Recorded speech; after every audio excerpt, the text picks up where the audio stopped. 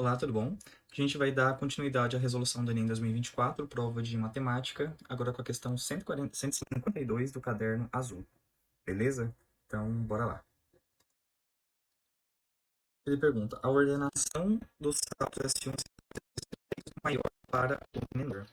Então tá, então ele já quer o maior aqui, né? Opa, meio mal. Do maior para o menor. Aí considere que os saldos, essa aqui eu tô fazendo meio que como se eu estivesse na prova, né? Então eu sei que ele quer a ordenação dos saldos, eu tô tentando entender a questão, então considere que os saldos da balança comercial brasileira nos 3 meses sejam destacados por isso. S1, S2 e S3, né?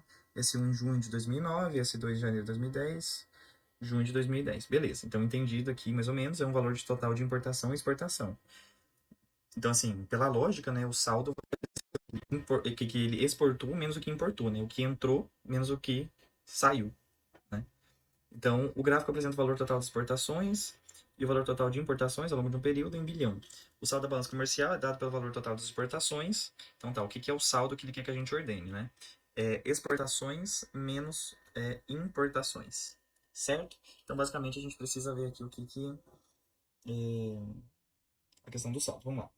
Primeira coisa aqui que eu acho que já dá pra gente ver é que, assim, ó, as exportações, elas são essa linha preta. E se o saldo da exportação, então se eu tiver a linha preta para cima da linha cinza, eu tenho um valor positivo. Se eu tiver ao contrário, eu tenho um valor negativo.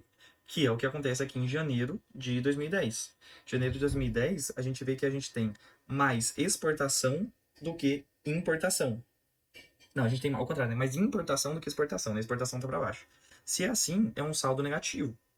Então, se é um saldo negativo e os outros dois, eles estão acima, né, a exportação está maior, então esse daqui, o janeiro de 2010, que é o S2, ele tem que aparecer por último, entendeu?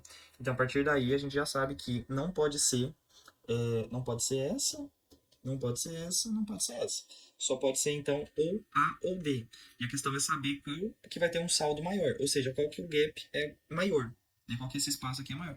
E só de bater o olho a gente já sabe que o maior de todos é o junho de 2009, que é o S1. Então aqui, como a primeira parte é o maior para o menor, o S1 é o maior, logo não pode ser a D. E é a alternativa correta, né?